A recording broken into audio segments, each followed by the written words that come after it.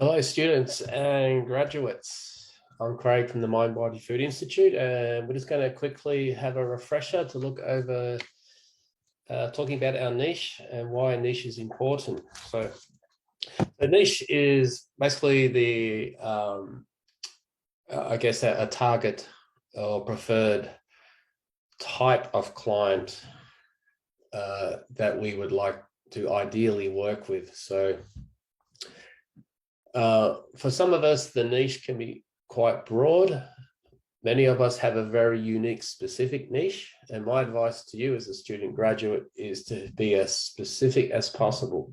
And I recommend every once in a while you take a closer look at your niche. Even if you think you have your niche quite defined, it's definitely worthwhile rechecking every few months or so and just rethink about your niche. Is your niche defined enough? Is it too general? What advantages are there for you in growing your client base, in growing your business and what you're about, in having a quite a defined niche?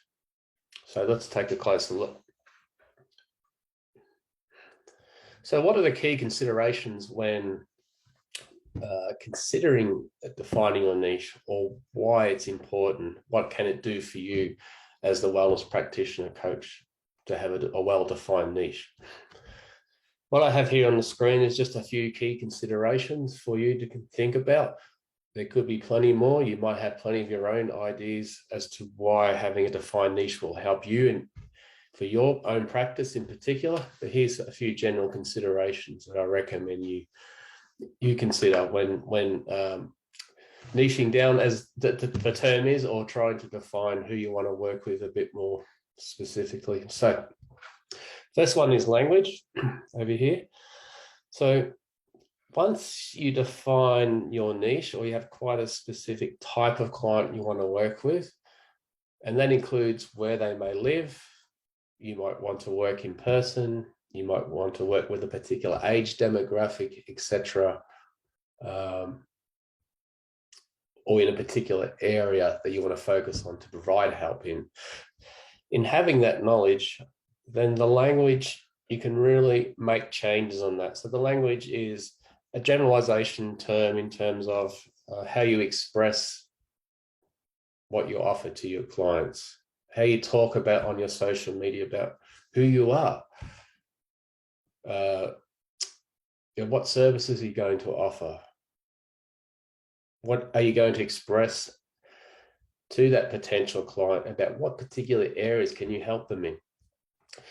So that language is critical, because when you define your niche, your ideal client, it's almost like you're talking specifically to them.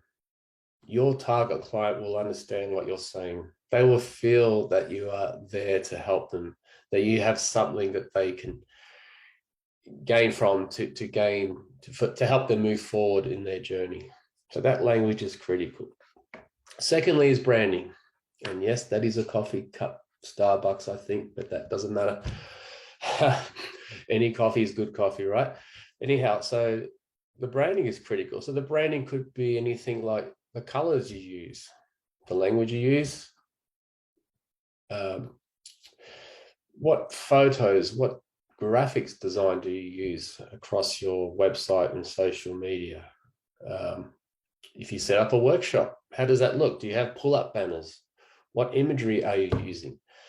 So all that's to do with branding. So when you know exactly who you're going to work with, as specific as possible, then you can really hone in on your branding and really focus on the branding that's going to attract that client to want to work with you, to want to join your workshop or whatever it is what you're offering with your services, etc.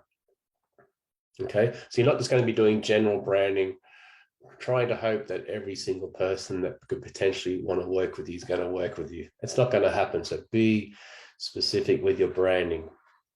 And if you do look at your niche every 3 to 6 months or so, that's great. If you can make slight changes in your language and everything, then you can come to your branding and maybe make a couple of small changes there. It's okay to evolve. It's okay to make changes, because you are you're honing in more and more, and it's definitely going to help your messages from what you offer to finding that client. Okay. The third one is the energy. It's the energy you express in, again, everything you say on your website. It's the feeling you're portraying in your brochures. When someone picks up your brochure at the local shop or wherever you promote yourself, at a local wellness day, as soon as they hold that piece of paper and read what you're about, the energy is just bouncing off that page. It's the energy you use in if you do YouTube videos or instructional, demonstrational videos. It's the energy you give in your podcasts and things like that. So it's the feeling, the energy that you are expressing that is more ideal for that specific client. It's going to help them, like if you're dealing with a particular area of stress caused by addictions or something like that.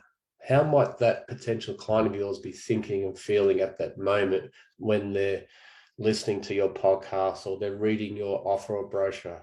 What energy exchange are you hoping there that's going to help your client feel like you get them, you can help them?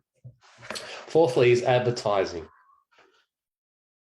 Again, defining your niche, who that person is, where they live, what they do, what they're struggling with, then your advertising is going to be more direct. You're not throwing a big net over the entire planet, trying to find that person somewhere in your bulk advertising. That's not going to work. It's going to cost you a lot of money and get little in return. So the more you know who that person is, the more you know where they live, where they eat, what TV they might watch. Do they have children at school? Are they into sports? Whatever it is, then you can specifically target your advertising, whether it's a Facebook ad or a Google ad or print advertising, a local newspaper, because you know your potential niche client is going to be there. They're going to potentially read that or they're going to see that. Okay. So you can be very specific, and the money you spend, if you're spending money on advertising, is more directly related in getting a result. It's more tangible. You can look at how much it's costing you to get your ideal client, and you can make changes there. So you're in more control of your advertising. And lastly, on this key consideration list is your offer and pricing. So let's say, for example, you work for homeless women, okay? And you're trying to help them, and there may be an organization that's providing funding for someone like you to come in and provide services or workshops or one-to-one with homeless women. So the pricing needs to be reflective to the point where, the funding organization has the ability to fund so much to help you work with those homeless women. Or you might work with people, your target niche might be 50 to 60-year-olds that don't have children, or the children are left home, and they might be business owners and they're struggling to balance, and they're going through a life change and meaning and that type of thing. So someone in that demographic is most likely to have a higher purchasing power or more funds to be able to pay for coaching or workshops. So you might be able to set your pricing up higher.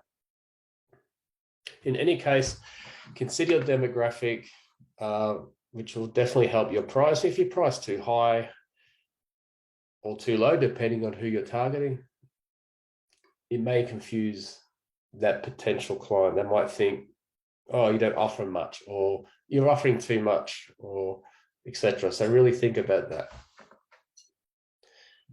Okay, so now we're just going to summarize here. So this is more of a take-home message for you, just to remember for yourself why niching is so important and why I recommend you really consider to re-looking at your niche more frequently than maybe you have before. So one is to identify, that keyword, identify who you want to help. Remember, again, we're not trying to generalize. You can't help everyone. It'd be fantastic to help everyone, make everyone feel happy in this world, even your target audience. But get down deeper with your target audience, as specific as you can, because you can't help everyone and you don't have the time. And there's so many people there that need help right now. So really identify who it is for you that's important for you with your own experience, knowledge, power, influence, ability to create positive change. Who exactly is that? Two, your niche helps with marketing. So the previous slide, we've gone through a lot of those elements. Okay, so it definitely helps with your marketing. You're not stretching your resources. You're being quite specific and focused on the areas that's more likely than not to reach your target audience. So it helps so much with marketing. Marketing is so critical for your success, your branding, etc. Okay. So the more you can niche down, the more specific you are with who you want to work with. The second point here is going to make it so much easier for you. And thirdly, and this is the summary of it all, is niching. Specific niching will help build connection. So here you are over here. You're fantastic. You're wonderful. You're ready to help people. And here's your potential client over here. Your potential client's feeling, thinking, they're feeling low, stress, negative beliefs, whatever it is your potential niche client is thinking or feeling or needing help with. And here's you with the message. So with the right niching, the right marketing and everything like that, your language is going to flow through here to this person. This person's going to find the solution. Remember, this person's not looking for you. They're looking for the solution that's going to help them. So with the right marketing, the right niching, it's going to make it so much easier for them to go, oh, hey, this coach can help me. And it bridges that gap. It builds the connection. It makes it easier to make that connection. Okay. That's the key of niching.